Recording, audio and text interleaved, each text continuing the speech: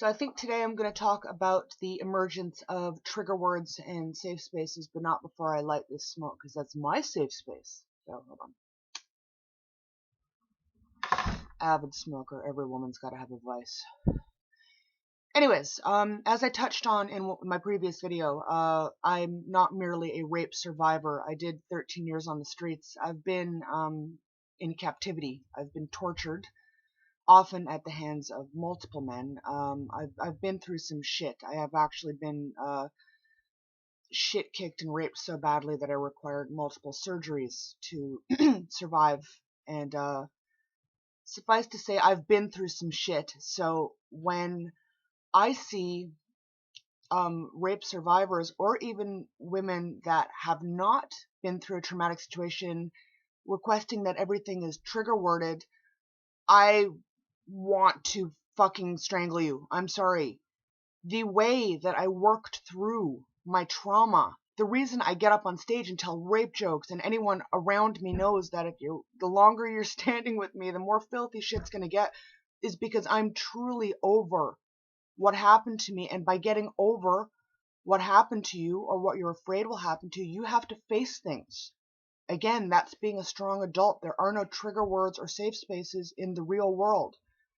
If a person has PTSD, which I was actually diagnosed with, and I won't even go into the things that led to that diagnosis because they're a fucking horror movie. If you have PTSD, the first thing a professional psychiatrist, psychologist, therapist, whatever, will recommend to you is immersion and facing what is traumatizing you, because if you don't face it, you will be ruled by it. And trigger words are essentially pushing us farther into sickness, into fear. And you will never get better if you hide. You have to face your fears.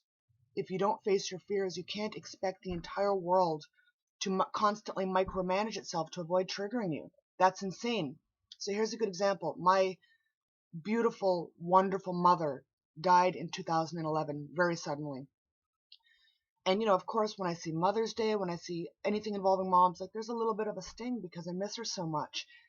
Do you think it would be sane for me to start some sort of campaign to say, well, the word mother really affects me on an emotional level, so from here henceforth I demand that all mention of the word mother, mama, mommy, mom, all be banned because it triggers me? Not everyone is going to know your triggers, and to demand that the entire world constantly police language because you have some issues is the essence of insanity. And to become a strong human being, you have to overcome that yourself. I am actually going to reach out here. I would rather help an individual and talk to you and teach you about what it is to be strong and help you realize your strength than see you asking for trigger words.